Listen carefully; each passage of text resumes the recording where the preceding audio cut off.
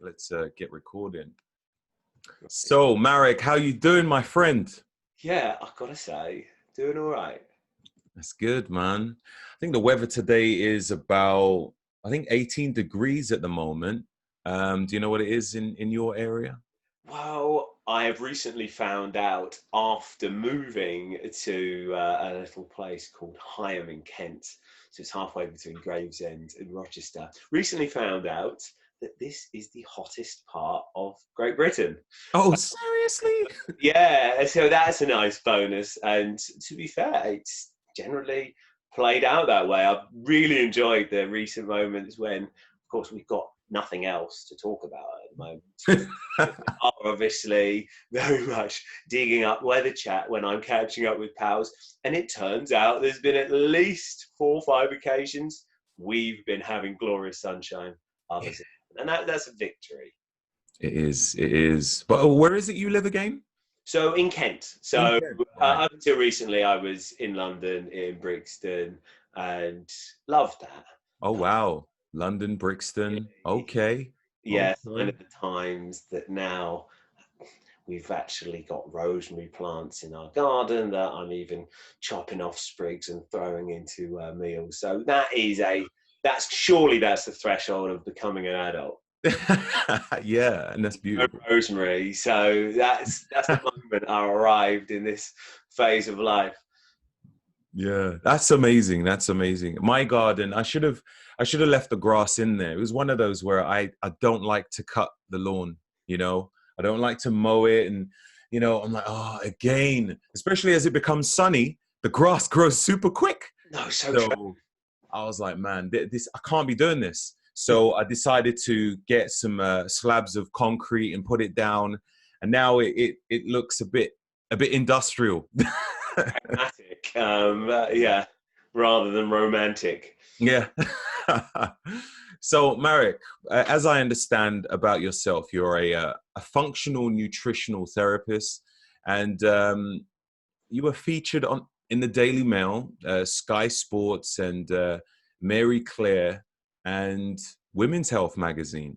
And you Yeah. spent the last 15 years building a model of personalized nutrition based on the data of about 2,500 individuals, from what I understand. Like, the information that sums things up.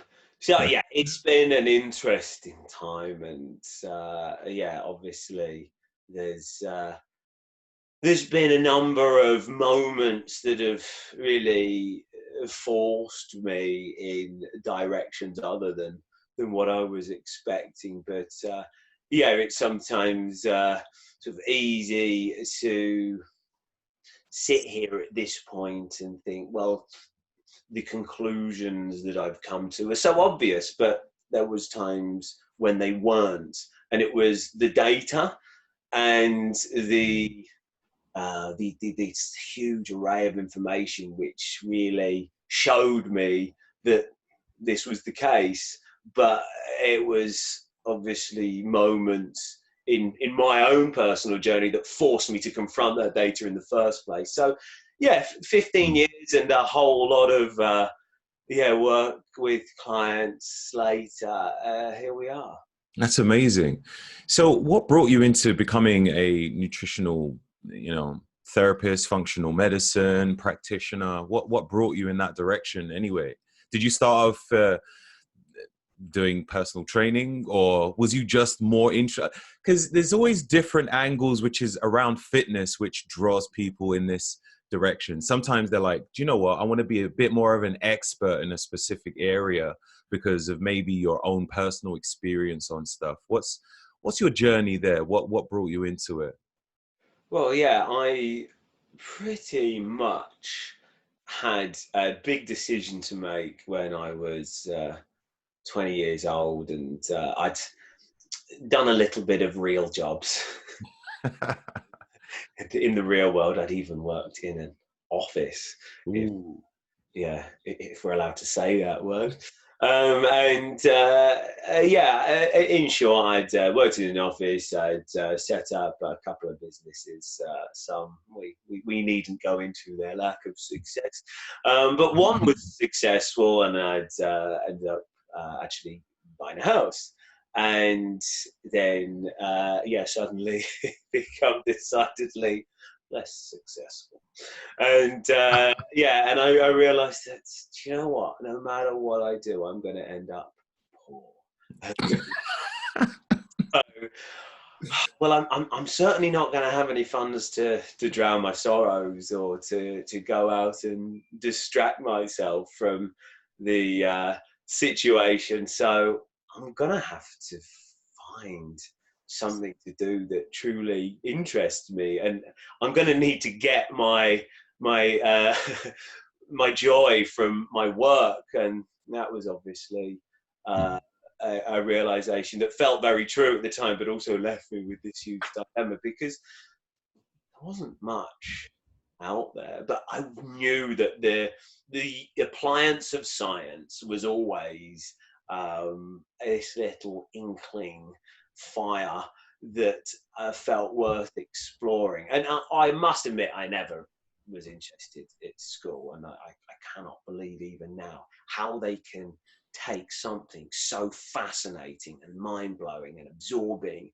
and make it so boring. I know it. I know.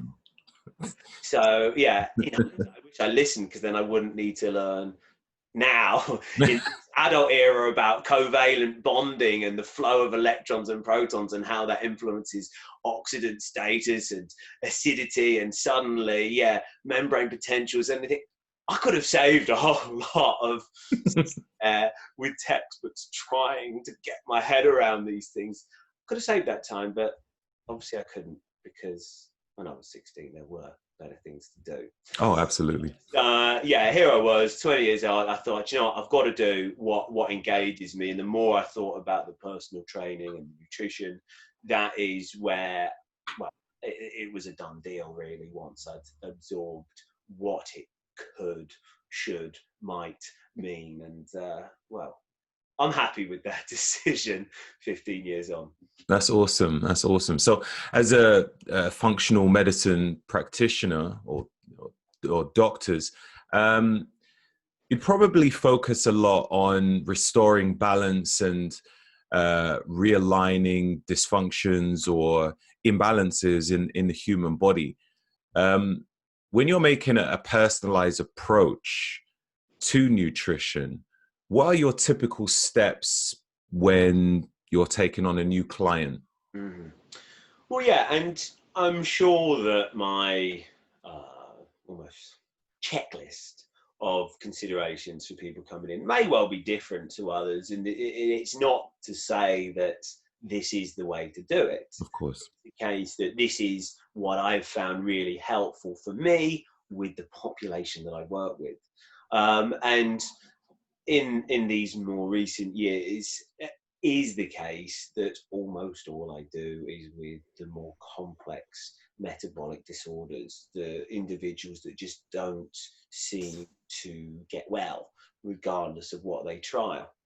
So the reason I mention that is because the starting point normally is that I'll be sitting down with an individual, taking a case history, looking at their various symptom clusters and looking at their current well-being and the clues that the patterns offer, and of course going through what I hope to be a decent wad of tests and data.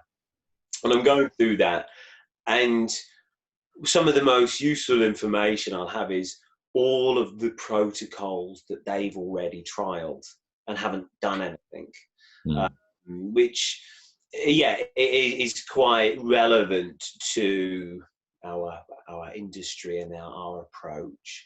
But specifically, I want to avoid that question of what's the right protocol for this person. Instead, ask the question, well, what is stopping this person from having a fair chance of responding? Because if they've previously trialed 17 protocols and they haven't responded to any of them, I'm not confident that I'm going to be able to pluck out a magical 18th protocol and have that one work. There's something that's currently stopping them from responding, and that's my focus. Mm. What do I need to do, and what obstacles do I need to help them remove so that they have a fair chance of responding? That's awesome. That's awesome. So it's like not a case of what does work, but when something is likely to work.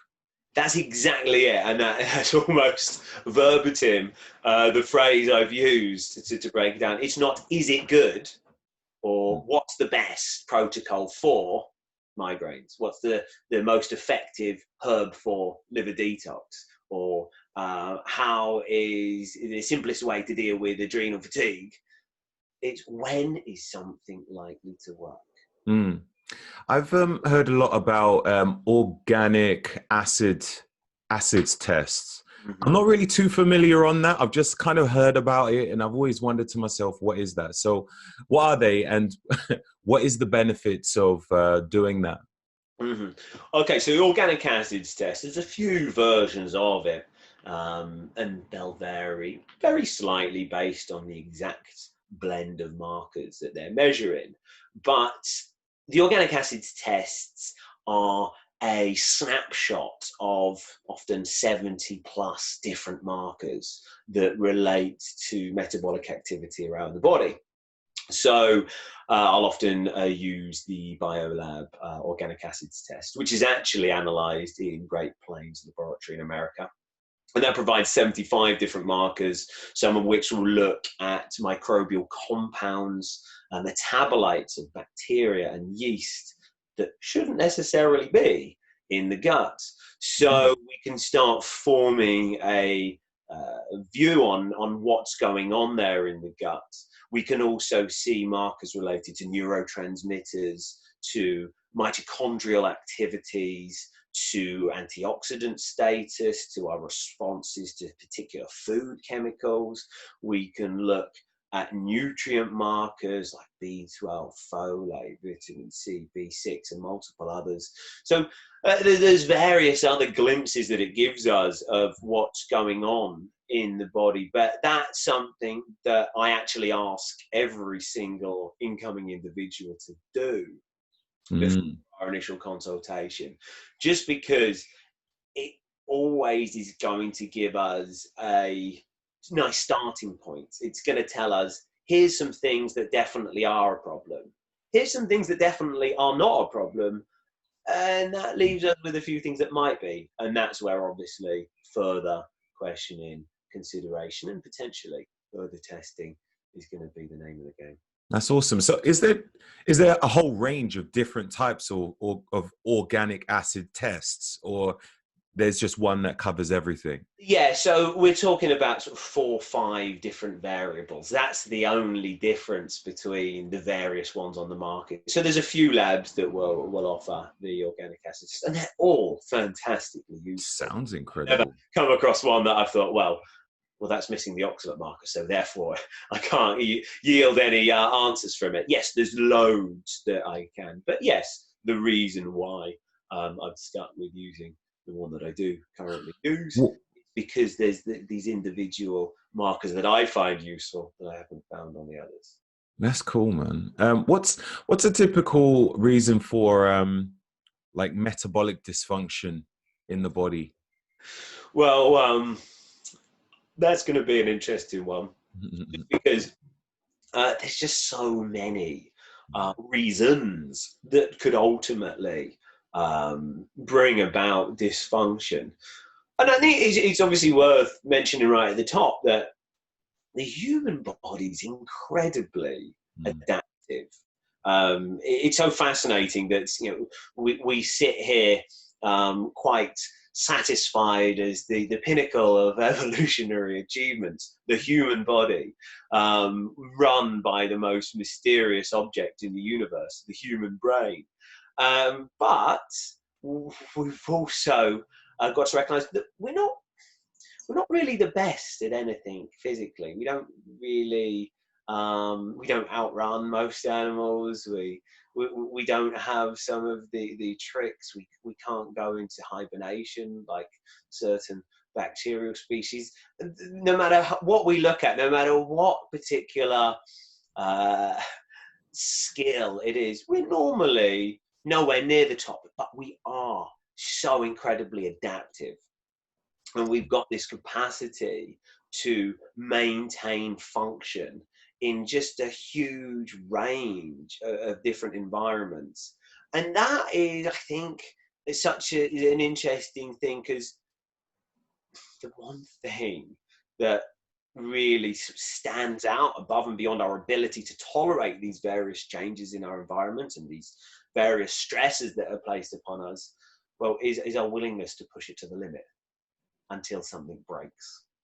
And yeah, it's true to say that we do have limits in terms of how little sleep we can get by on, how long we can survive or thrive on a calorific deficit, how many days in a row we can pump out 16 hours of productive work, how long we can sit on unexpressed emotions that really become quite poisonous and not express them. There's just so many things that can actually add to our burden.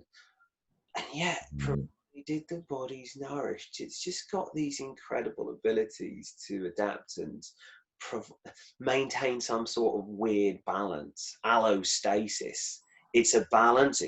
It's where we just take from one particular metabolic requirement that isn't going to have any cost today. Just let's disinvest in the digestive process just for today. Let's disinvest in the energy availability for the prefrontal cortex. And hey ho, okay, you get a bit of indigestion, you feel a bit bloated, and you're not as sharp. You just can't quite remember those names and numbers. It's just those signs that you're off par. But hey, you can cope, you can function just fine.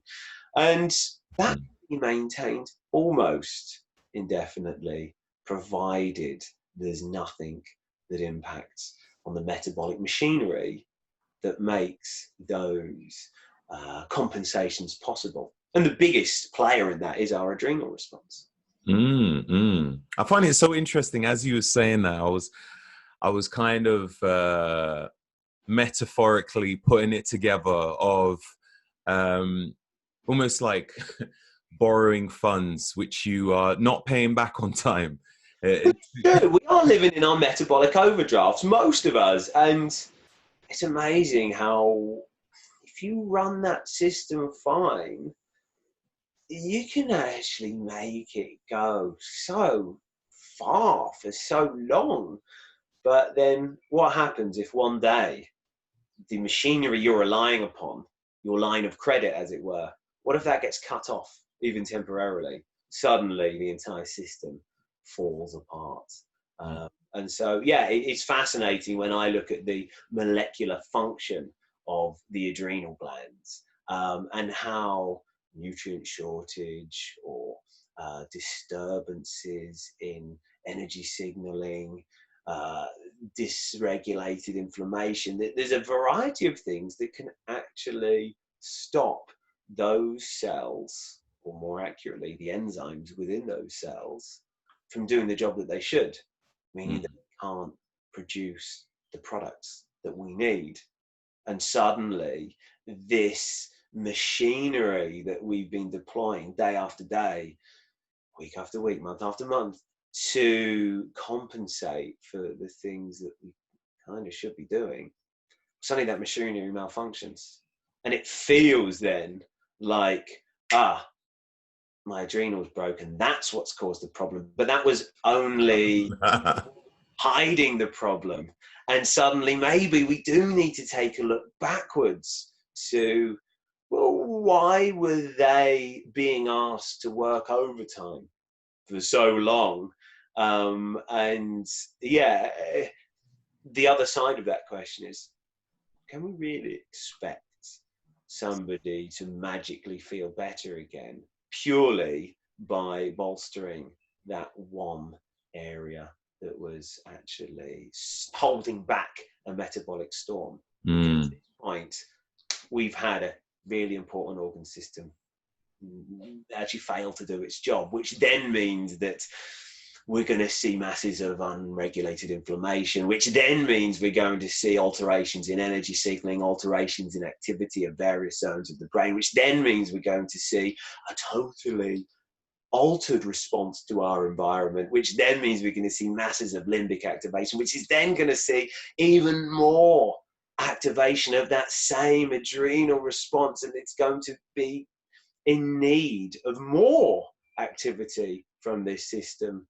that's struggling to keep up, not less. And thus, as is always the case in people I work with, we've now got a self-perpetuating cycle.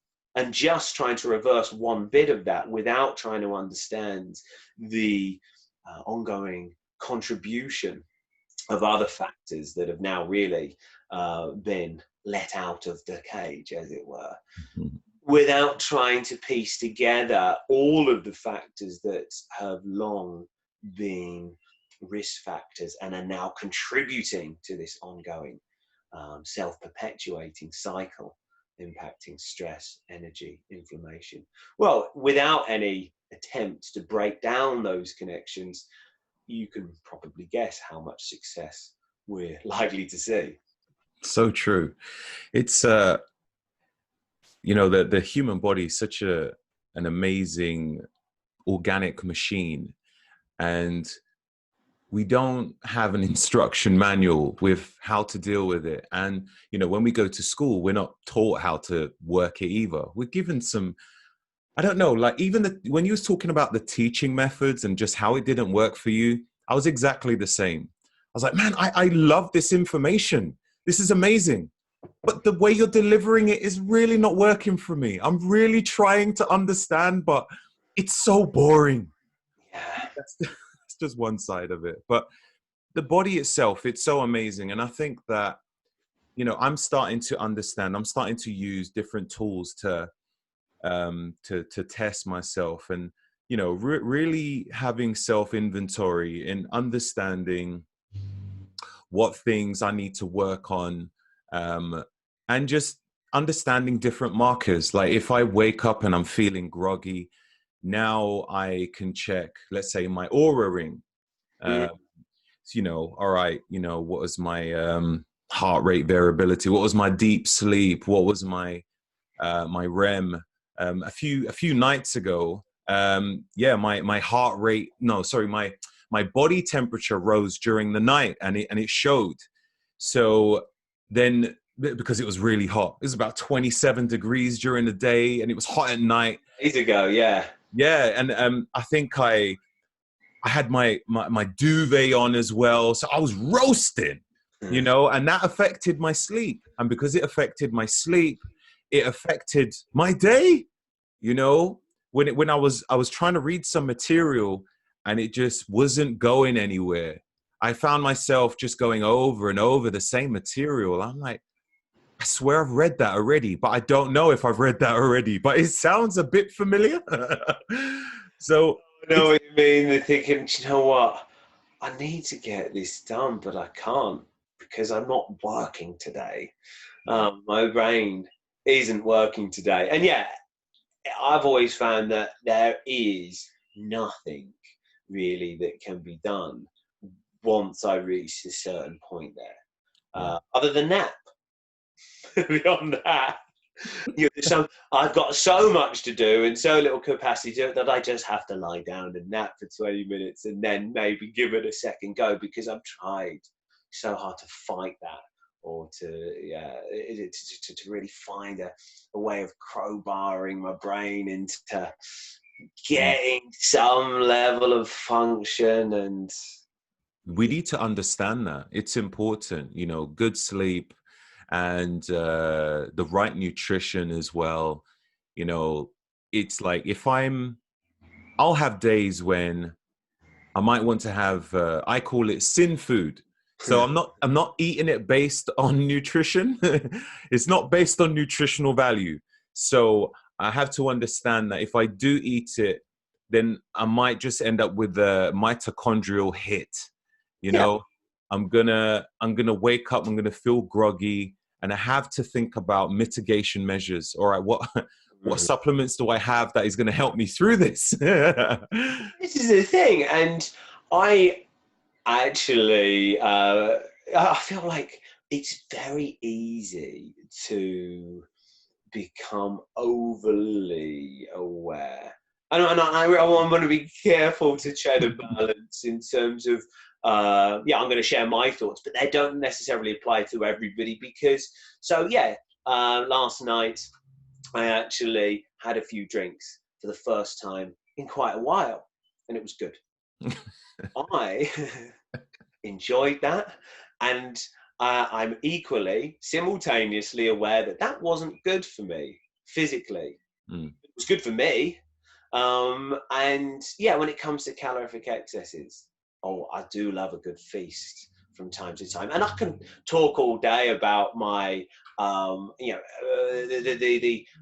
very conscious way in which I would consider how to mitigate electron leaks from the electron transport chain and the superoxide production and the potential impact on mitochondrial function, and could that induce the mutations in mitochondrial DNA, and over the course of time, can I balance that out with autophagy and stop there from being apoptosis at an uncontrolled rate? And then you think, well, actually, why not have some good habits that mean that mitochondria can take that hit? And that over the coming weeks, all of the positive things that they will do, they'll tend to themselves if I give them the basic ingredients to do so, avoid inflicting obstacles in them doing their pathway. I absolutely subscribe to the idea. Why don't we just make sure that our bodies are healthy enough to take the odd hit Mm. and enjoy that hit? I think a lot of people focus probably more on taking the hit than building up a resilience to taking the hit. It's not, it's not a focus of, all right, what is this machine capable of? You Yes. know, they're just like, that looks good, let me go for it. Rather than Well, exactly, because it is definitely the case that, I mean, I've spoken with, I do remember one particular friend, and she had found a method that allowed her to feel good every day, and provided she only ate organic food, that had a very specific carb fat protein ratio, and provided she always went to bed at the exactly same time, and provided she always avoided sugar, provided she never drank alcohol, and provided she followed these and many other rules, she felt good every day, and therefore had concluded that she had found the secret to good health. And we had a moderately heated debate on one occasion, that, and I said that actually I'm gonna put forward the opposite opinion, that that actually isn't health. Health is the ability to feel good without having to make undue compromises and compensations. Yeah, if your house needs scaffolding to stay up, then there's probably something wrong with the foundation. So why not let's work on the foundations and make sure that you needn't worry about putting up scaffolding every time a strong wind comes through. that's really interesting. I wouldn't, I guess I wouldn't, even myself, I wouldn't have thought of it that way. If a person is doing something and they feel great for it every day, then would it be seen as a compromise if they are happy doing it?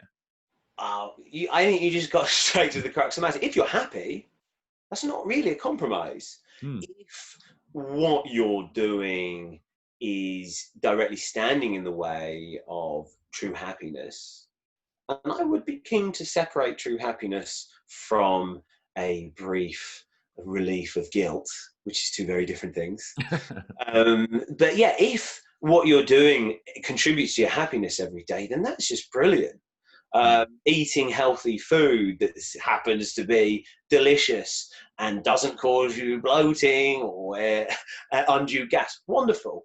Nothing bad about that. There's no means through which I would look and think, well, you need to eat good food every day. That's not right. No, I'm talking about having to avoid various behaviors, activities, events that can add to the rich experience of being a happy human.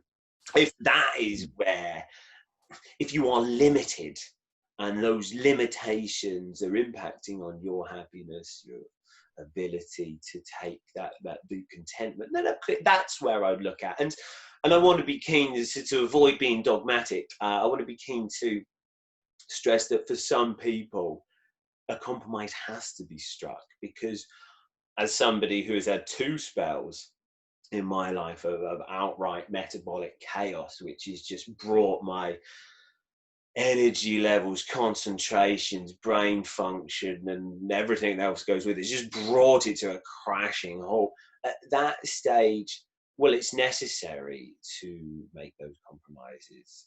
Those are times when, yeah, in order to get back to where I want to be, I have to say no. I have to make some measured decisions, because the cost of letting loose actually is going to be disproportionate. But of course, that was never the end game. That was a temporary phase. Obviously, when I say temporary, it can feel like it's lasting an awfully long time, that journey of recovery. Yeah, of course, once we are back at a point where we can feel good without having to take 22 supplements a day, without having to ensure that we have a nap of a particular length at this particular time, and ensure that we do not have any sort of stimulation exposure or interactions at these particular times before bed, and so on and so forth. That's hopefully a reasonable summary of what I feel is a helpful way to look at these things. What's your thoughts on supplementation? Now, there's many people who suggest that not just supplements for training, let's forget that for a second, but just general supplements, wake up in the morning, popping all of these pills. There are certain people who truly believe that you need supplements because there's a strong belief that much of the soil which we have has been depleted over the years, and we can't solely rely on food for our nutrition. What's your thoughts on that?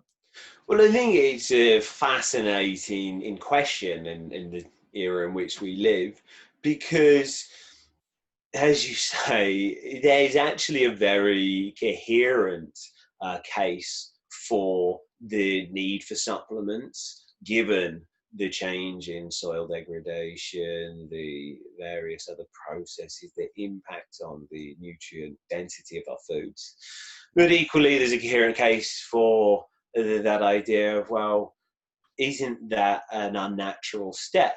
Because it is true, humans have been around for approximately 400,000 years, and there hasn't ever been a sustained period of time where we've popped pills in order to maintain health. But I would always look at this from a circumstance of which of these viewpoints helps us get the results and which is dogmatic. Because whilst I do highly resonate with the idea behind healing with whole foods, eating in a natural way, humans have never done this, so let's actually conform to the layout that nature has bequeathed us. Let's actually use that as our template. But we must also acknowledge a few key facts. The way we live now is not the same as the way we lived then. And anybody who's inspired by this primal living paleo model, I think there's so much value in that. But we also need to acknowledge we don't live that way.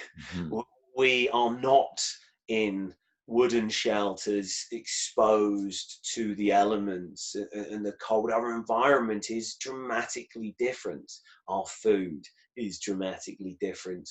Our working patterns and the stress that we are under and the energetic burden that we place on our various structures of our body is different to where it was. So if we're going to ask more of our body, and that means working more than 4 hours a day, if we look at the patterns that have naturally evolved in various different tribal populations that are cut off from what we would call civilization. If we're going to use all of those independent working models that have evolved without any knowledge of one another and all meet this exceptionally similar model, if we're going to work twice as hard as we would envisage the previous brand of humans worked, and we're going to do so on soil that has been depleted and food that is subject to pesticide use, which inhibits mineral uptake and then is picked ripe and gas ripened in shipping, and then is subject to various other food processing methods that aren't necessarily the same as what we would have used traditionally. All these various factors are going to mean we're asking our bodies to do more with less. And in that sense, I would look not just at the idea of, well, do we need to plug this gap, but also the most valuable question of all: do people who use good supplements get better results than those who don't? And yeah, they do. And I feel like that's absolutely not this green light to just start loading our stomachs with any and every tablet that we like the sound of. There is certainly a important pattern for me to share that individuals taking a shed load of supplements very rarely get progress. And there's a lot of reasons for that.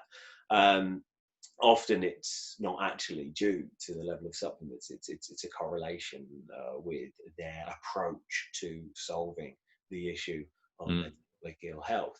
But yes, I definitely use supplements. I want to make sure that each and every one has justified its place within a protocol. I want to make sure that it has a metric that I can connect it to gauge whether it's A, working well, and B, is it still needed weeks or months later? Because the thing with supplements, in theory, they are just not useful or needed, in theory.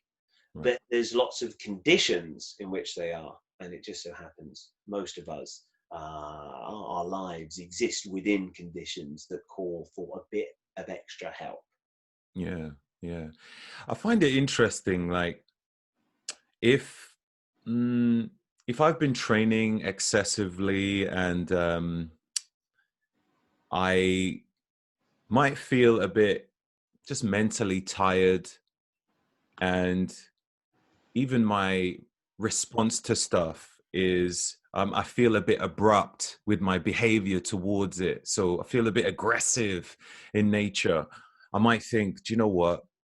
Let me uptake my magnesium a little. I feel as though that's probably taken a hit somewhere. If I eat certain fish, I might think, all right, let me have some chlorella during this time. So I try to tailor my approach accordingly. But I think it's going to vary per person. And I think it's, a lot of people have no idea of how to, if they're going to take supplements, it's not just a case of, oh, this person's taking it, let me try it. That sounds like a great idea. You need to really look at, what is your current nutrition anyway? What are you eating? And I think there's so much of so much of a spectrum to look at in terms of like their lifestyle, and looking like at root causes. If they've got certain inflammations in the body, maybe a certain supplement could potentially make it worse, even if it is an amazing supplement. So what's your thoughts on that? What would be your approach in, like, if you know someone's taking a great supplement, but I don't know, they might need to go through a certain amount of stages first before they can take that. It's almost like the microbiome. if you're having something which is deemed as a superfood, it might not be so super for you. No, and I really think it's an important thing to consider, which is ultimately personalisation, choosing interventions and supports based on our needs and also on our tolerance. And superfoods is such a wonderful area to break down, because I'll often see people coming to me and they say, I don't understand it. I know I've got adrenal issues, but whenever I take ashwagandha, it makes me super wired. What's wrong with me? And the thing is, that's almost half of the people that I work with will notice bad responses to adaptogenic herbs like ashwagandha or ginseng or maca roots and the various other herbs that exist in that sphere.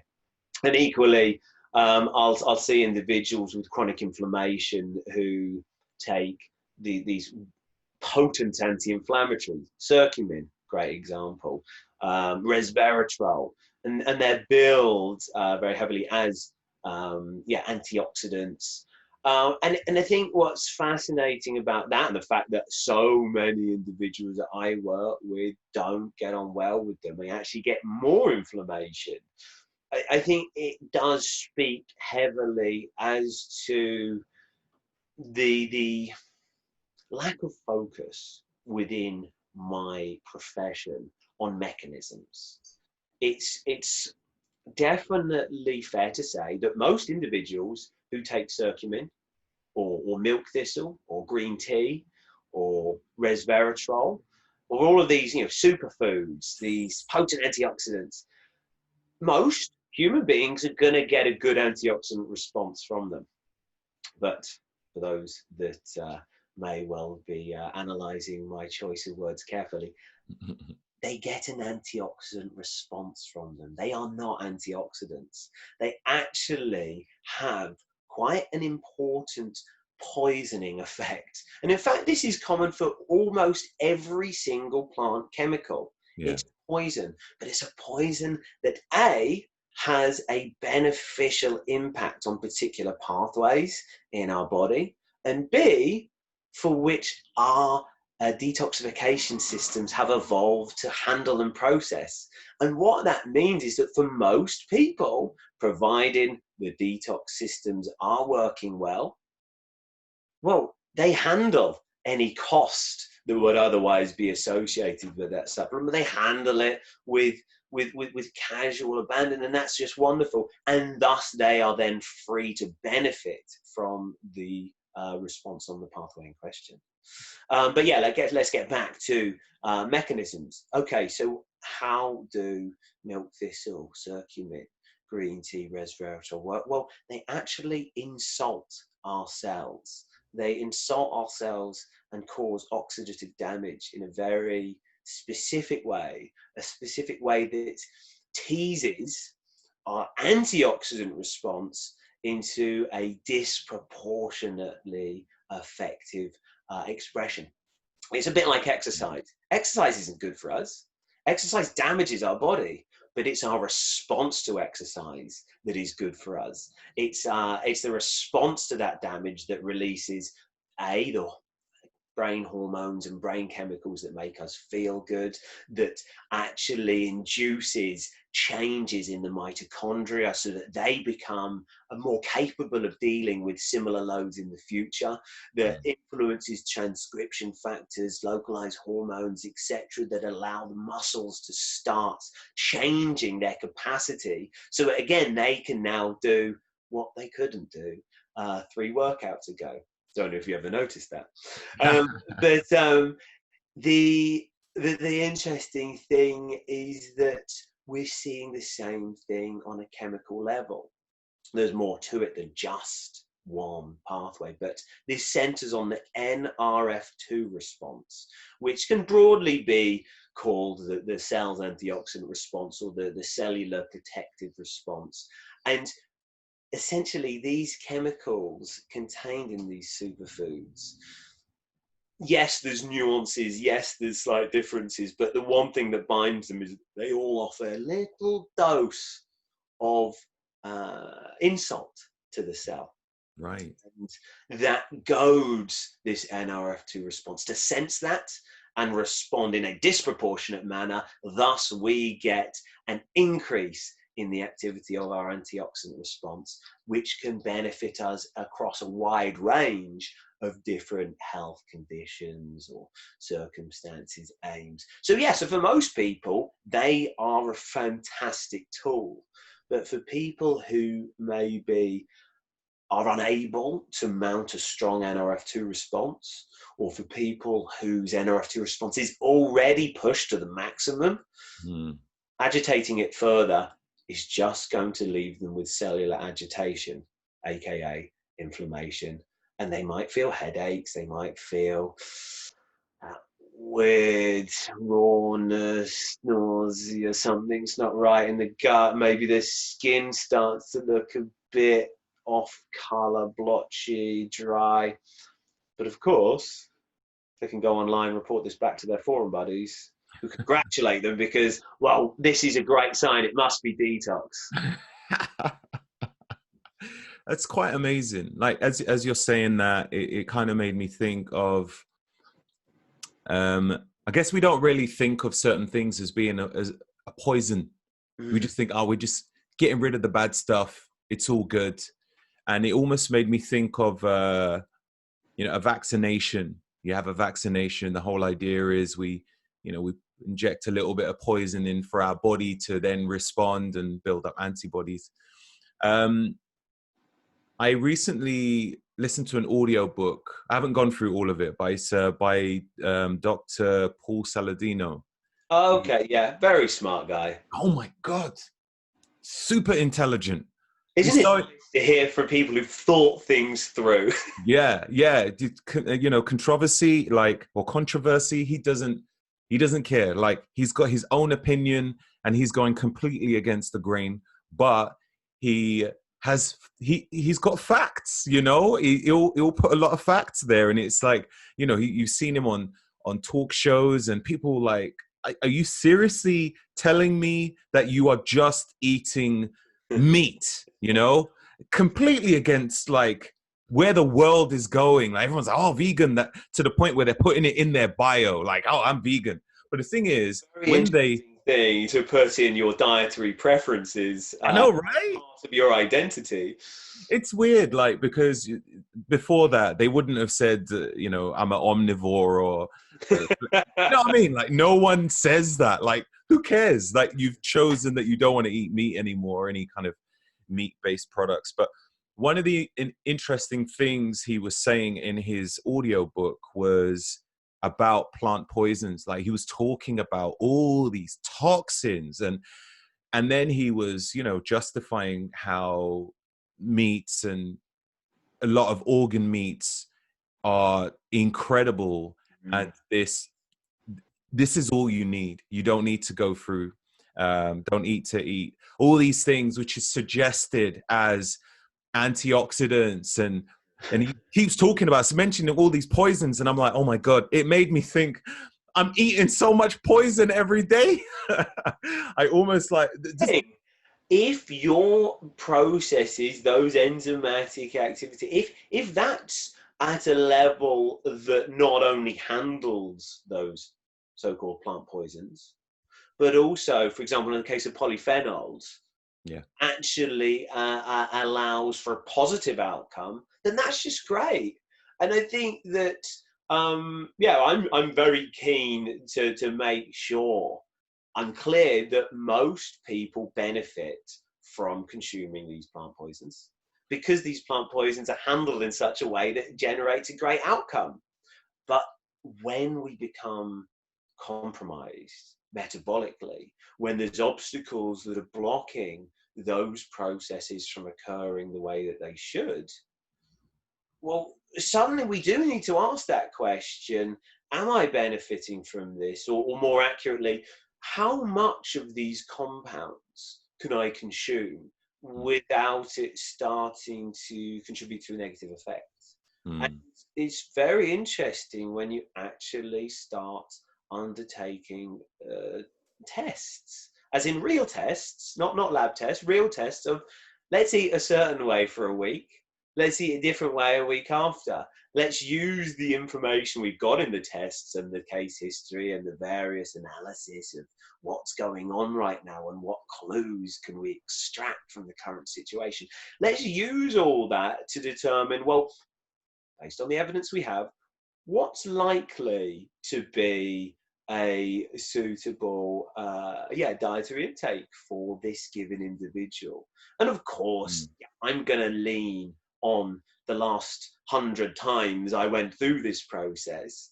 I'm not going to assume that that automatically applies to the person in front of me, but certainly it contributes to the likelihood of what's going to be useful for them. But yes, we've got to see, how do they get on here and now with this level of polyphenol salicylates or with lectins or with oxalates. And then let's just consider and make sure that we check in a couple of months' time, because with every major shift in metabolic activity, in the energy signaling, in the inflammatory regulation, and so on and so forth, with every major shift that we get along the way in these journeys, with that comes improved capacity, improved activity in certain pathways. And of course, that can actually sometimes expose shortages, expose vulnerabilities that previously weren't subject to any loading. They were, because stage 1 or 2 of a pathway was shut down. We don't even get to see if there's enough CoQ10 or copper to run stage 5 or 6. So yes, so sometimes we move on and we actually have to temporarily adjust by compensating for a lack of certain something or a lack of activity. But a lot of the time, in fact, most of the time, we're looking at moving with the times. In the early stages, maybe that's where we do need to take unnatural steps to and what feels like extreme steps to compensate for a lowered capacity in a variety of different pathways. But with each and every milestone, with each and every phase shift, suddenly, we can bring in more of these foods that were previously problematic, and that's just great. So it obviously gets more complex whenever we start to look at when, who, why, and look at, well, we know the mechanisms, but how are they playing out in this individual in this particular time? But it's such a vital process. Otherwise, we end up being dogmatic and deciding that plant foods are good or plant foods are bad, and neither can be an appropriate way to work with any given human being. What's your thoughts on genetic testing to see what your response is to certain lifestyles? I mean, you've got different types of genetic tests. Even the chronotype as well. The epigenetics. Like, what's your thoughts on those type of tests to determine your way forward for a lifestyle? Yeah, and I think that, like many things, they're a really nice tool to have. And actually, whenever somebody inquires to get involved to start working with me, I'll send them a fairly substantial new starter guide. And in that, it will explain not only how I do things, but also why I ask them to do the organic acids test. And also tell them how I would prefer to have genetic information also. For example, 23andMe does allow us to come away with a really nice bunch of clues. I don't think it's vital. There's certain tests that just make such a huge difference to the initial trajectory of someone's journey. and without which I'm at sea, because suddenly I can see where the problem is playing out in their metabolism, but I can't see why. How could I tell the difference between a lack of carnitine or a lack of B2 when it comes to someone's mitochondrial performance? I can't see that. I do need information for that. But yeah, the genetic data, it's unquestionably more useful to have it than not.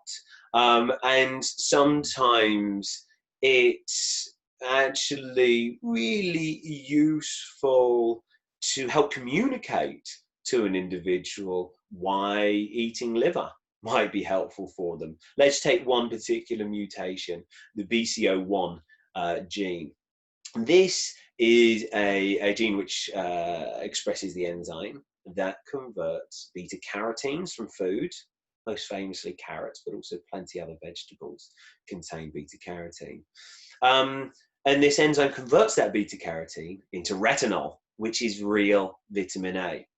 So we'll just zoom out temporarily to point out that regardless of what we sometimes hear, beta carotene is not vitamin A. A lot of people do think that. Vitamin A.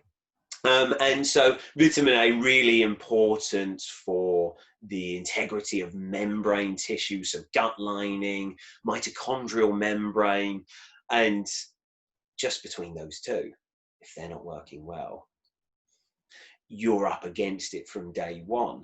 Also plays a huge role in immune competence and tolerance, so an immunobalancing contribution there. And again, from that moment onwards, what chronic issues don't have some sort of basis in inflammation? So yeah, it can regulate steroid hormones. It can regulate a whole other range of different functions in the body. So for any particular nutrient, how important it is. But yeah, takeaway is that vitamin A in retinol form is vital. Now, let's say you have this double mutation at the BCO1, which I believe from the stats that I recently pulled up was 40% of the population have that. So it's a massive amount. I know I'm in that group. I have that mutation.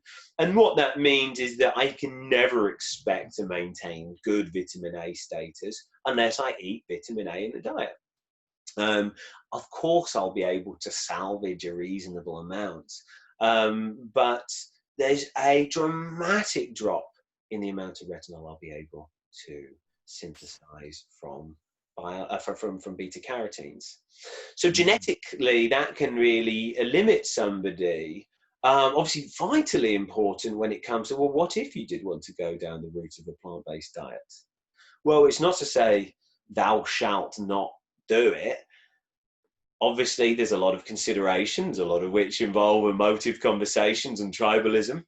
But this is just one example of you categorically cannot produce the vitamin A from food. And it's just fascinating that if 40% of the population can't do that, well, clearly it didn't limit us. And it didn't limit us because we always ate our liver. It's a great source of vitamin A in the diet. And of course, there's a tiny bit in eggs, a tiny bit in fish. But yeah, it's going to have to be liver if you want a reliable and rich delivery of real vitamin A. So of course, whilst populations ate that on a regular basis, good, cheap, nutritious meat, it doesn't matter. But now that we don't, suddenly it's a really big deal. And it's especially so when, we start looking at altering our diet further and taking away those few sources of even moderate amounts. That's really interesting. I'm thinking about it now. I actually take a liver supplement from a company called Hunter and Gather. I don't know if you've heard of them. I haven't. Sounds like a good name. Yeah, really good, really good. I'll link it in the notes. Right. I categorically hate the taste of liver. I think it tastes vile, and I think I've had childhood trauma trying to eat it when my dad was forcing me. And I vomited, and I think from that moment on, I just couldn't do it. You know, if I smell it, I'm like, oh. In those circumstances, it's only to be expected that liver won't ever really be something you look forward to. No, no. So for those who are not fans of liver, Mm-hmm. and let's say they have this gene mutation as well, what would your answer be to that? Well, I think that, yeah, there's the purest answer, which will be learn to love it. Because it is true to say that there's plan Bs around this, such as using cod liver oil, great source of natural vitamin A, comes in a capsule form or oil form. It's, even if the taste in oil form is unpleasant, well, it's gone and down in a matter of seconds. And then, yeah, that's going to be a very reliable and entirely legitimate source of vitamin A. Is there any amount of EPA and DHA measurement? So typically, if you were to take a gram of cod liver oil, you'd expect 200 and something milligrams to be in the form of EPA and DHA. Oh, okay. So actually broadly similar to fish oil, the difference being that now you're getting some vitamin A as well. So yeah, that is a very easy option to get the vitamin A. The only downside is that the liver doesn't just provide the vitamin A. It's also a great source of zinc and copper and iron.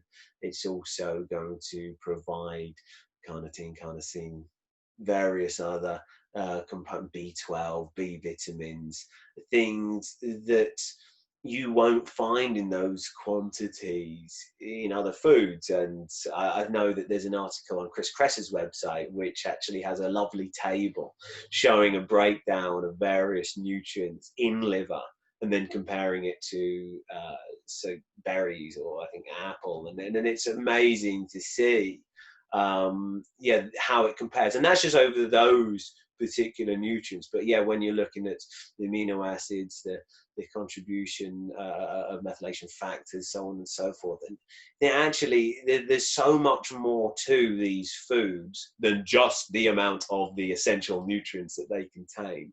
Mm-hmm. So that's why I would always prefer plan A. Right. Yeah. But obviously, we do need to recognise that for some people, yeah, that's going to bring about more negatives than it offers virus positives. And so, just compensating in the diet and making sure that there is a delivery of key nutrients coming from other reliable sources, again, in compensation in a way that's pain-free. Well, 80-20 rule works for most people. It's only if that's not working that we then need to then consider, okay, this next best didn't quite hit the mark. Let's work out a way. And yeah, the liver supplementation, the desiccated liver tablets. Well, here lies in an interesting option too. I'll definitely want to try liver again. I do.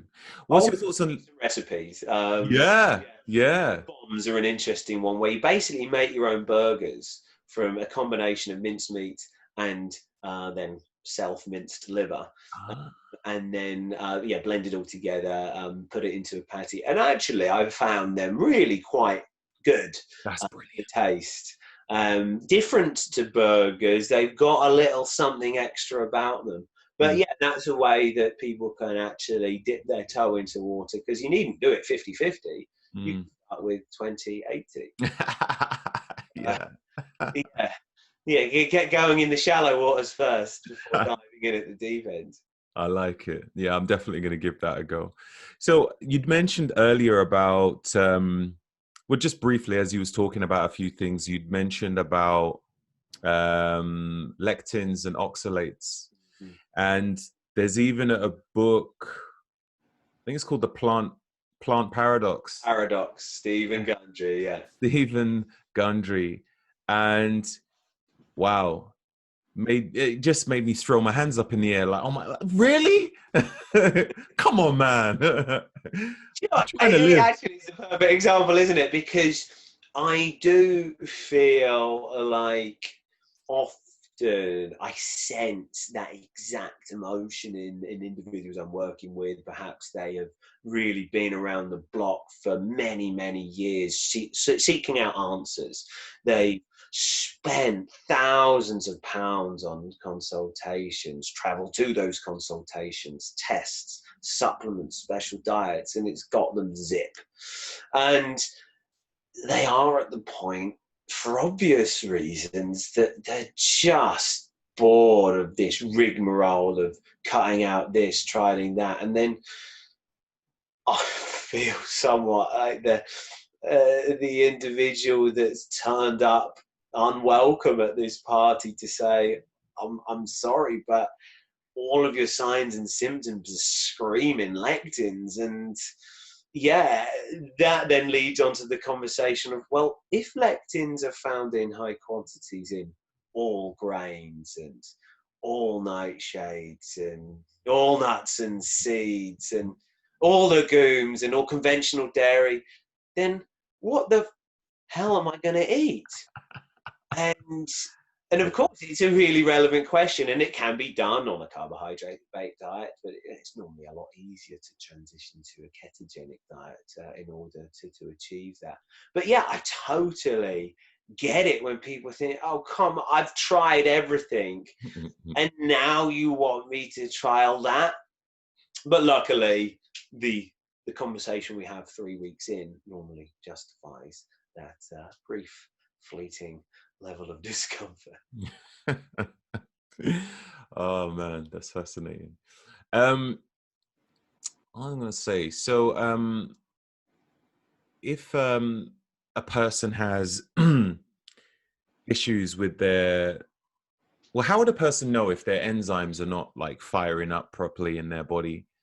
Are there different tests for that?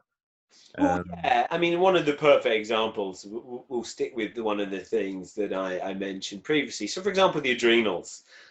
So, one of the easiest, most convenient tests to take is the adrenal stress profile. So, we'll typically set you back 70 to 80 quid. And that will see you provide 4 saliva samples over the course of a single day. So you can very easily do that without even leaving your home. You freeze them overnight, you send them in the post, and a week later, I get an email with your results, and it will track your cortisol levels over the course of a day. And so it's really interesting to have those 4 figures because the adrenals are a diurnal organ. They're one of the few systems in the body that work on this 24-hour rhythm where their activity and their output should be high in the morning and should be low at night time. So getting a measure of what's going on there across the day is a really useful thing rather than trying to estimate that from a single one-off measurement. Now, once we've got those measures, what we're seeing there is the net sum of the enzymatic activity. Your adrenal cortex cells, specific cells that are designed to produce cortisol, because there's various different types of cells within your adrenal cortex. But those designed to produce cortisol, well, whenever they get this signal to go to work, which is delivered from your hypothalamic pituitary level down to the cortex through stimulation in the form of a chemical called adrenocorticotropin hormone. Now, when that stimulation arrives at those cells, well, their job is to induce activity in those enzymes. And generally speaking, that's exactly what happens. And multiple enzymes take this base substance, cholesterol, form it into pregnenolone, and then another enzyme turns it into progesterone, and then another 3 enzymes do their bit. And before you know it, you've got cortisol. And that's just great. Cortisol can now transmit through the bloodstream and arrive back at the hypothalamus, where it has a thoroughly potent and reliable calming effect. So this is why when people call cortisol the stress hormone, it's sometimes a bit misleading, because much better characterized as the coping with stress hormone.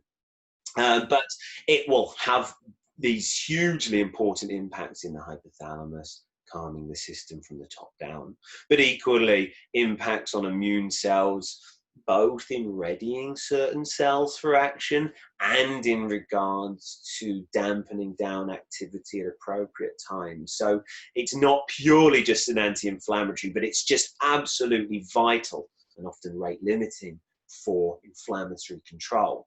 Beyond that, it coordinates an appropriate response at various hormone receptors so that suddenly your testosterone doesn't have the impact that it previously did, which is good in evolutionary terms. We don't want these testosterone-induced behaviors to suddenly compromise what your body wants to do right now. The fact it's activating the adrenals is a sign that it needs to induce activity in the survival machinery to cope with threats and demands. And consequently, it's a very handy thing to change activity in other areas of the body that would otherwise distract us from this primary purpose of staying alive. Kind of important. So cortisol does a whole lot in these situations, and it's going to be missed when it's insufficient. Now, what's interesting is sometimes we can have a situation where those enzymes themselves simply don't have the capacity or are limited in their activity, and consequently we just don't produce good baseline cortisol levels. Equally, and much more commonly, we actually have such a demand for that cortisol. Our limbic system, of which the hypothalamus is a part, it detects, it assumes, it perceives that there's such a high need for a stress response in order to meet the demands and be appropriately ready to meet this upcoming threat and maintain our survival. It perceives that there's such a need, it won't be satisfied with anything less than high cortisol. It's going to need a lot more resources to cope with what it estimates is upcoming. These threats aren't coming, but this prehistoric wiring within our limbic system has associated certain sensory information, physical sensations arriving in that area of the brain. It's interpreted them as a clear sign of immediate upcoming danger, and it changes the body's physiology in order to meet that, or should I say, it tries to. So what if this response is in the midst of high deployment and your adrenal cells just can't do the overtime that you're asking of them? They're okay under normal circumstances. They're okay for baseline activity, but they don't have those reserves to just double their output on the whim of your limbic system and the hypothalamus that generates these hormonal signals. Well, in those circumstances, you will start to see this range of symptoms that I get to see all the time, as in this constant edginess. You find sounds make you flinch and jump in a way that was never the case before. You find that you're a bit rattier with people. If you go several hours without eating, well, let's hope no one gets between you and the fridge, because otherwise they're in trouble. Now, equally, we're seeing really irregular energy levels. There's this common pattern of drop-off in energy in the afternoon, but then suddenly there's a second wind in the evening. For the first time all day, you can actually think clearly, do things that you've been trying to just irk out without success leading up to that.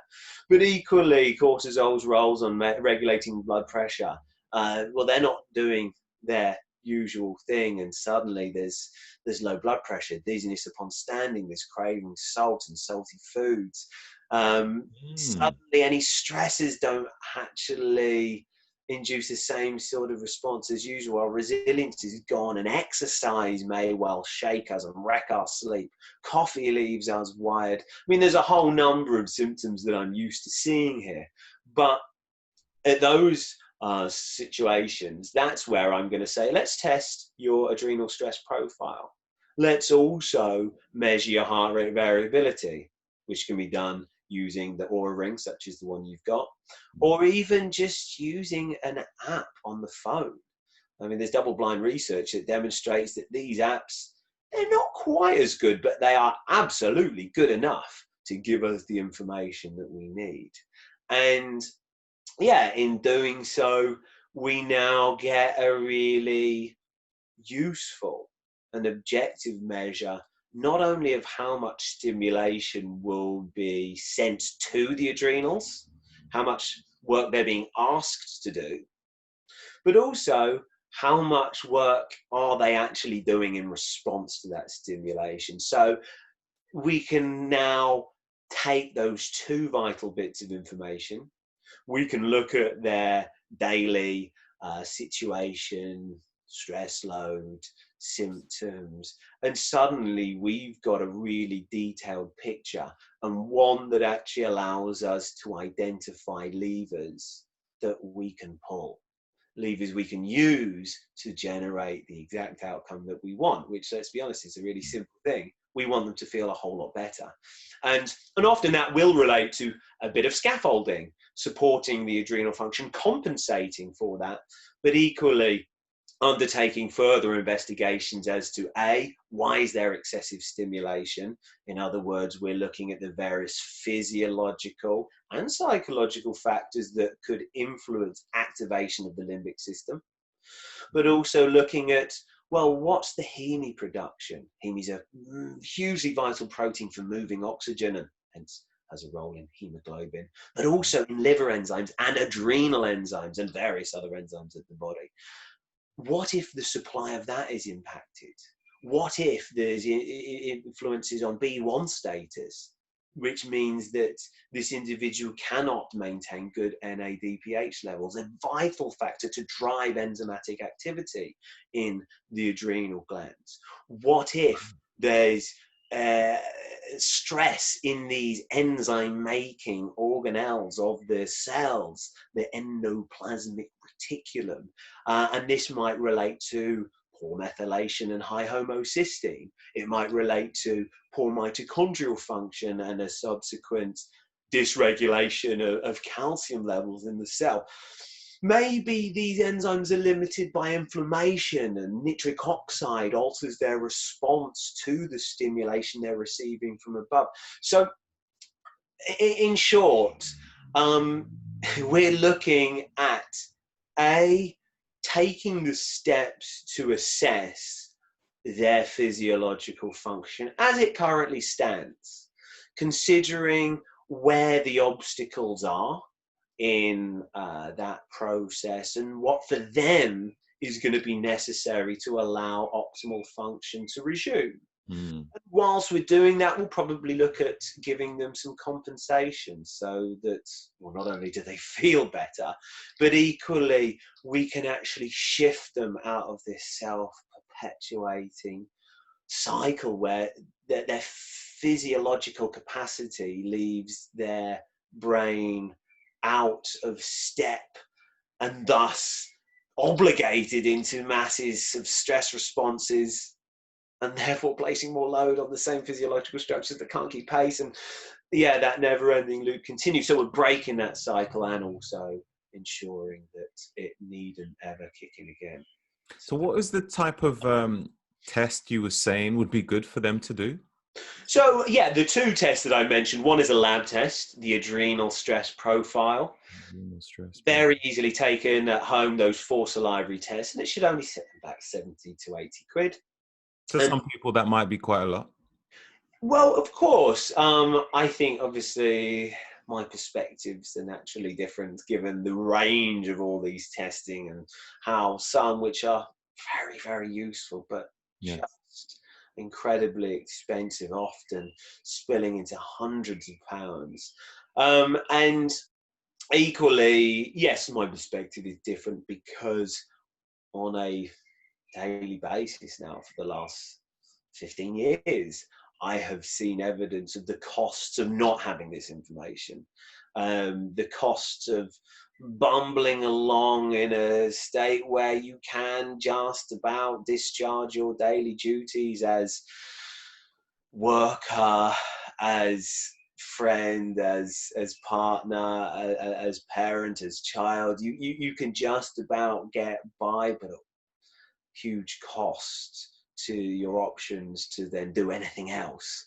Your resources are used up on just getting by. So yeah, the brain fog within that ongoing state often costs people a lot of money. The amount of parking tickets I got 2012 and 2014, I thought, fuck, if I just, how did I forget to pay my parking? But I had brain fog. It was expensive. And, and of course, it's so easy to fall into that trap. Oh, you know what? I've missed that opportunity to solve that problem. Now I've ended up with this cost.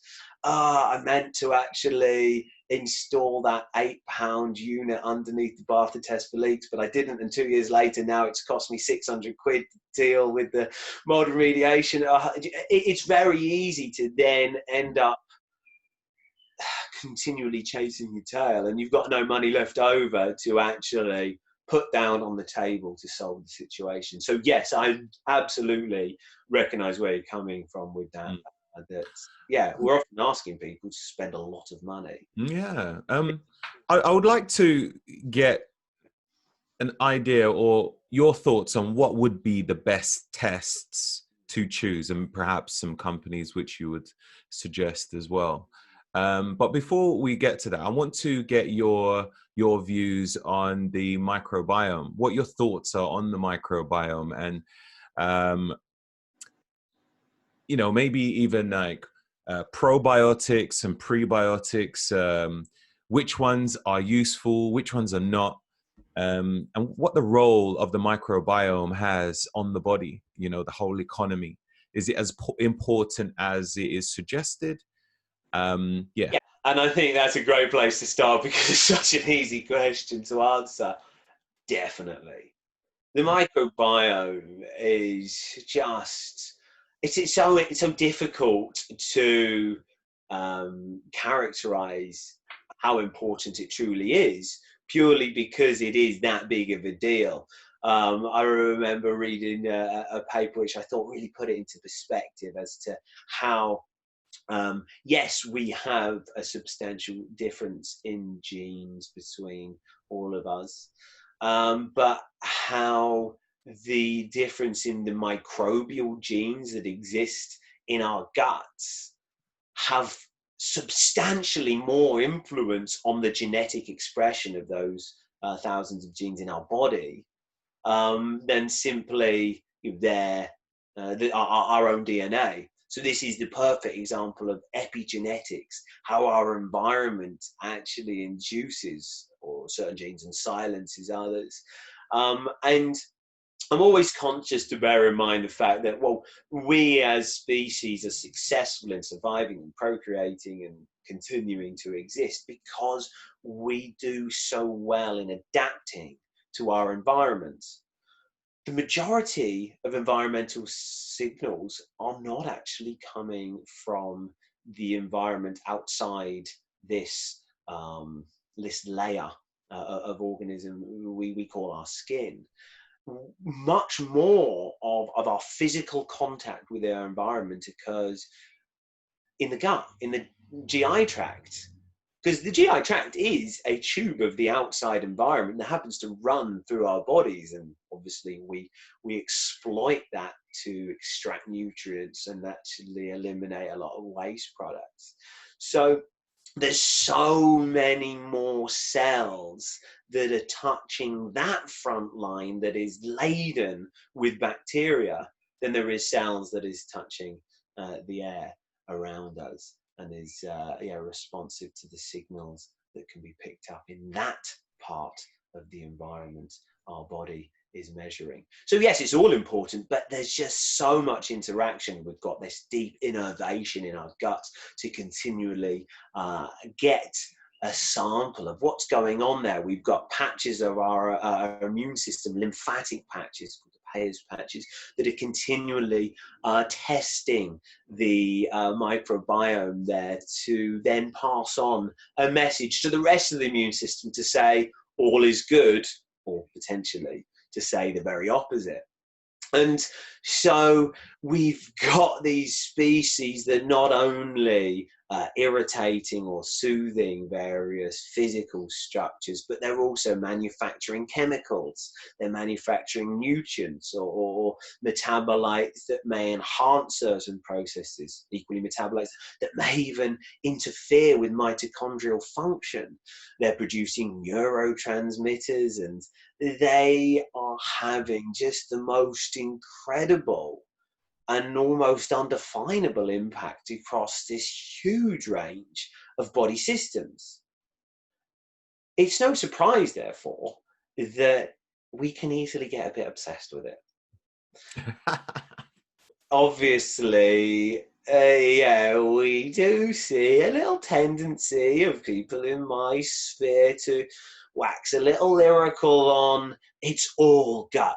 You are what you eat. You know, it all starts in the gut. Hippocrates said so, and he wouldn't be wrong. It's not a slight on Hippocrates, by the way.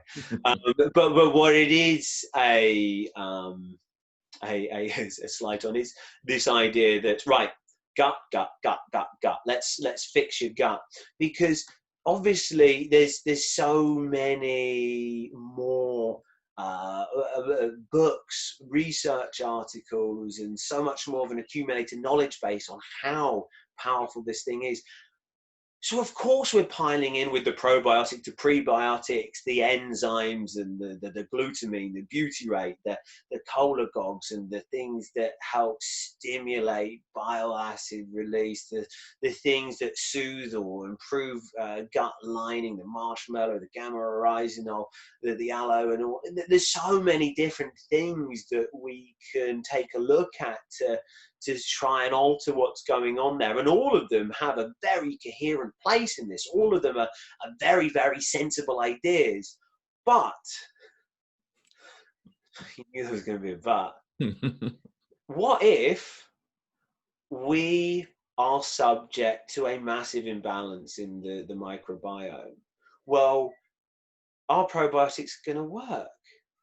This is the thing. They're a great idea, but what if they're not going to work? Well, let's consider what needs to happen for them to work. They need to colonize.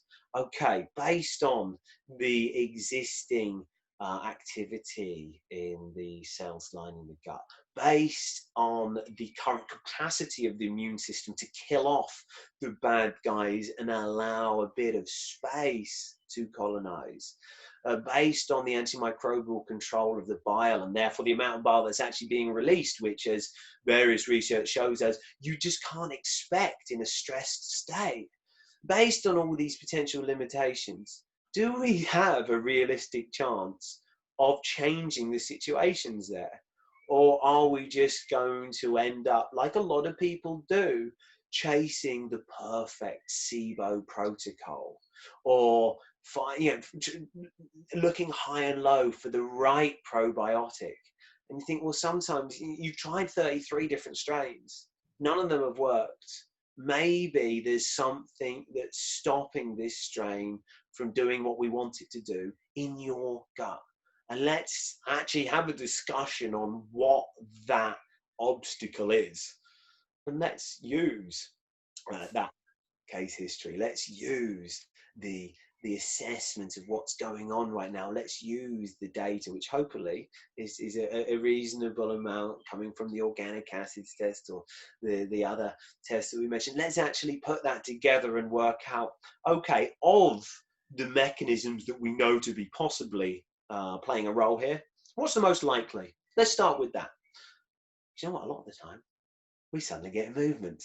Sometimes we don't, in which case, well, let's look at the other areas. But it starts to become a methodical process working backwards from the point at which something isn't working. Let's work backwards from there.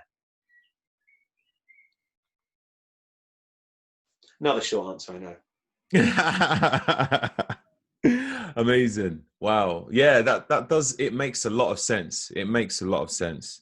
What they call it, like reverse engineering With Yeah, I've never known how to describe how I think, because it's just that happens for me.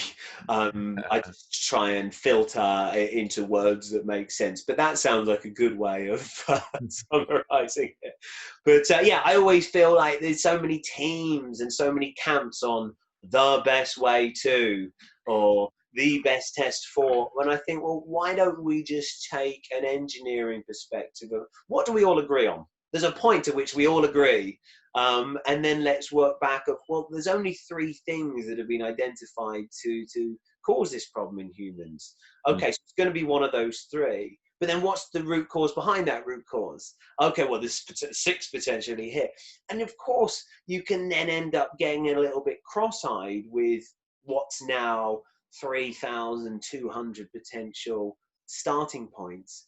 But if you eliminate almost all of them, well, then maybe you're only starting with 4.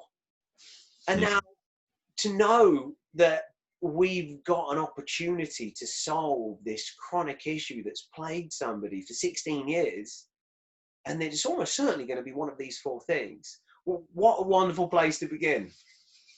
Absolutely. Yeah.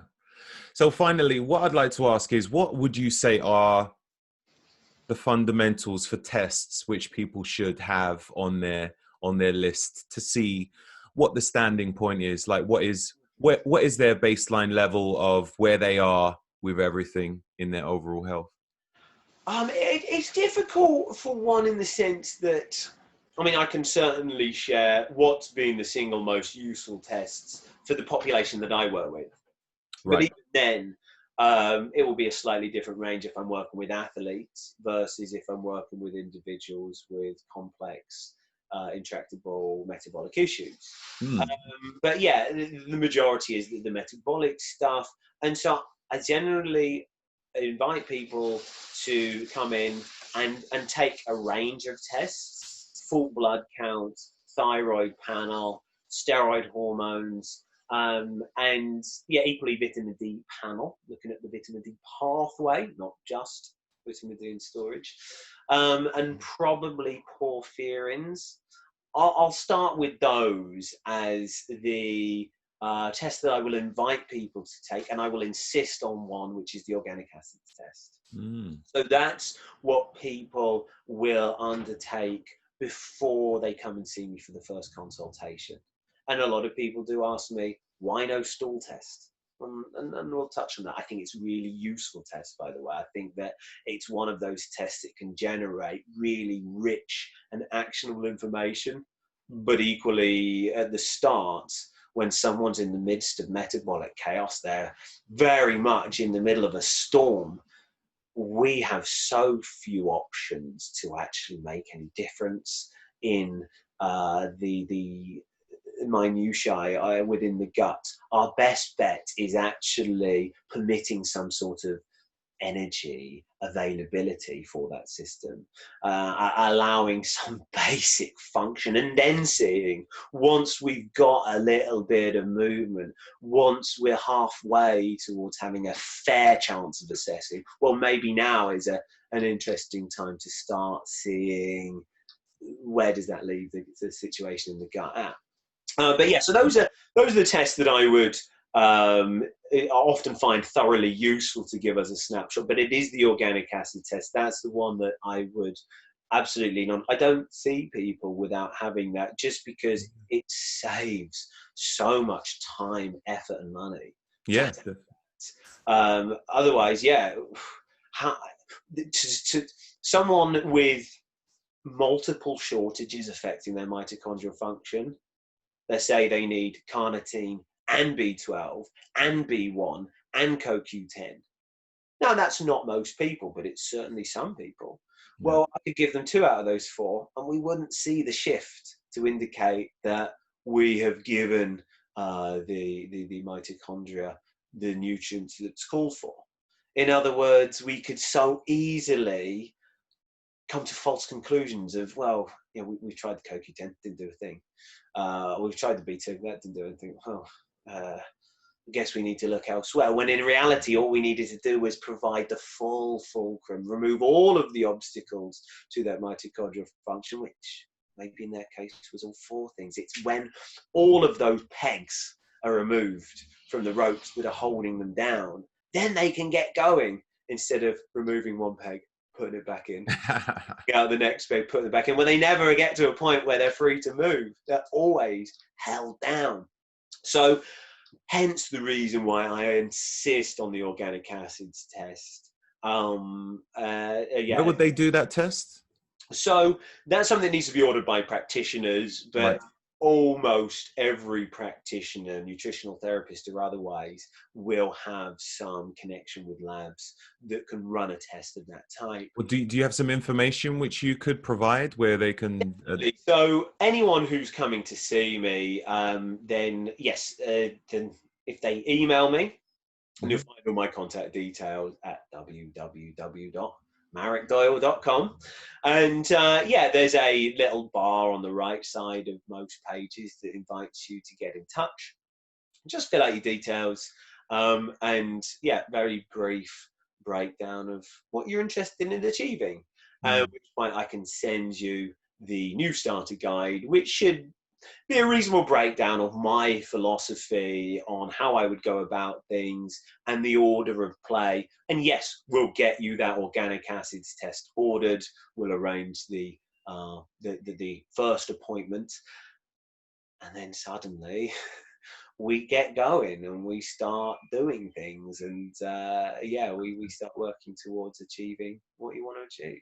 That sounds really amazing. In fact, I think I would definitely like to get one done myself. Get involved. Yeah, let's make it happen. Yeah, absolutely. I've done quite a few tests, and I done one recently, and I don't even want to mention it just yet because I want to do this as a separate podcast. But I've done an epigenetics test, but I've also done a what's it called? Glycan test. All right. And I don't know much about glycans and how it works on the body, but that test came out completely different to my epigenetics age test. Completely different. So yeah, have you heard of glycan? No, it's not something that I've ever looked into. So yeah, definitely send me some information, and I'll Absolutely go digging and see what that throws up. Yeah, I'm still not fully I'm not in full understanding of how it works exactly. So I definitely need a consultation myself, and a brief walkthrough. But it's another type of way which they use to measure how your body is just responding to the environment to calculate your age. I don't think it's direct. It's not direct on like what they call it, methylation. Okay. But it's another type of thing. Yeah, the result was completely different. In the opposite direction. My epigenetics one was good. This was not so good. But I'll do another podcast on that. But sounds like there's some interesting data to unpack in that. And yeah. It's not an area that I've gone into or encountered in my various journeys in metabolic land. So yeah, I would happily get more info on that. Yeah. I'll send you something. I'll email something across. I've also done like a microbiome test to, understand the economy and what is happening there.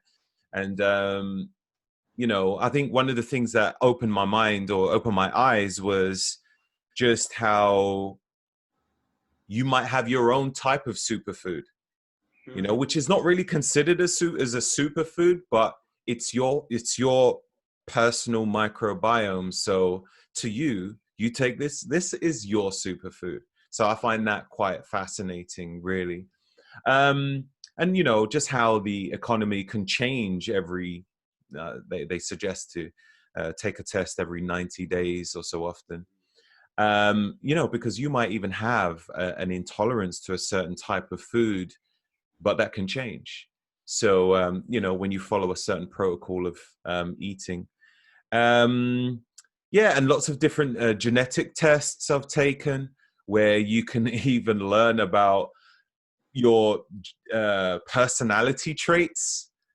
I'm like, as to the depth of the validity of that, I couldn't tell you. I'm not a scientist. I just do the test. I think it's always a really interesting territory of looking at activity levels of enzymes, which we know may contribute to your responses in certain environments, and therefore may increase the likelihood of you demonstrating certain personality traits. But yes, they don't make anything inevitable. So I know I do Yeah. think Yeah, yeah.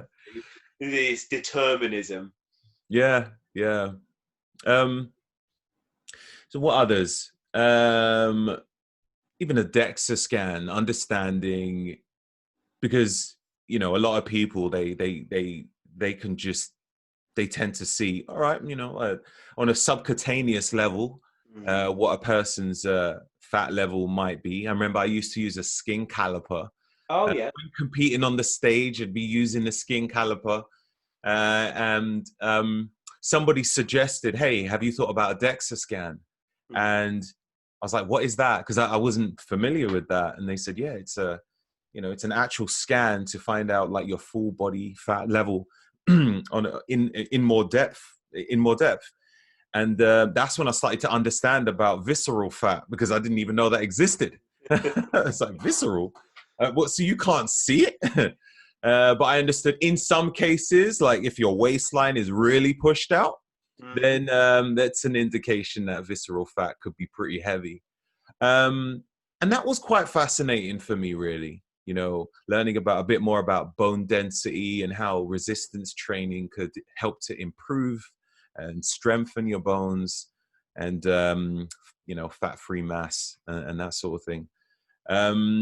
So yeah, as you start to tie all these things over, and now me learning about this organic acid test, I'm thinking, wow, I should have done that ages ago. Oh, it's going to be a really interesting one to see. Yeah, not only obviously what it tells us, but how that relates to patterns you notice, and various things you've done in regards to diet, supplementation, lifestyle. It's going to be fascinating to see what it tells us. And the beautiful thing is when you measure these markers that obviously intertwine into various different organ systems and functions across the body, you've got this whistle-stop tour of all these areas. And I've never had a single test whereby it's come back and I said, oh, cool, everything's it doesn't happen that way. So, and that's even people who are feeling good.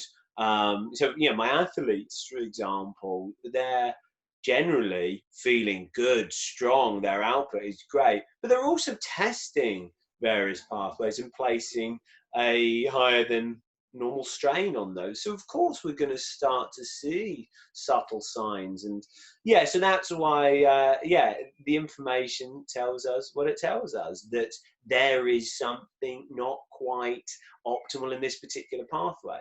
It doesn't mean that out of range markers mean, oh, you're in awful shape internally. Not at all. It just tells us where right now are you likely to respond to additional supports, which pathways may be inhibited by certain obstacles or shortages or additional load. So regardless of where you're actually at, the more important question is what's going to be key for you to tweak out a little bit more, or in the case of those individuals that I work with a lot, to change the whole direction of your trajectory. So it's fascinating that no matter who you are, no matter where you're at, it's the sort of test that is likely to generate very interesting stuff, but also usable stuff that can make an actual difference when, of course, applied intelligently. That's it. Thank you very much, Marek. I really appreciate your time today. So much. These things to note you down. might have guessed I kind of like these things, so Just a tad. not much of a burden for me to go deep. Where can everybody find you on the internet? Where are you? So I'm really only at two places. One's my website, marekdoyle.com. So there's articles on there, and the beautiful thing is I agree with everything. within those articles. So that's a nice starting point. Equally, I have recently joined the crew. I've submitted to the tyranny of Instagram, so you can Yay! on Marek Doyle Nutrition.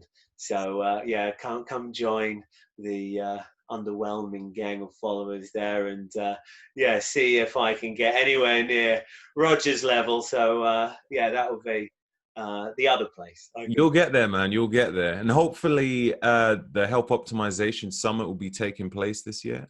Well, yeah, I think we all hope so, and Yeah, yeah, I and guess that's it's the perfect moment when we're forced to recognize how little power we have in certain areas, and yeah, not something I've ever been particularly good at. But yeah, we're going to be forced to acknowledge that, come what may. But yeah, I really hope that that's going ahead. So, would you be speaking at the summit at all? I haven't spoken to Tim about that. Yeah, I spoke last year. Spoke about the adrenal immune cycle and how, yes, many of the things that we touched on briefly with that inability of the adrenals to work overtime when asked to do so can spill over into immune activity, which then ruins energy, which then culminates in this self-perpetuating cycle that is largely resistant to the usual approaches. So I covered that last year. So yeah, I'm sure I'll catch up with Tim sooner or later. And, That'd be amazing. That'd be amazing. And if you are again there this year, I definitely want to see you. So thanks again. Absolutely amazing. You've taught me so much. I'm getting some more tests done. every day's a school day. That's it. Thanks again, man. Okay, thanks, Roger. I'll speak to you soon. Speak soon. Take care.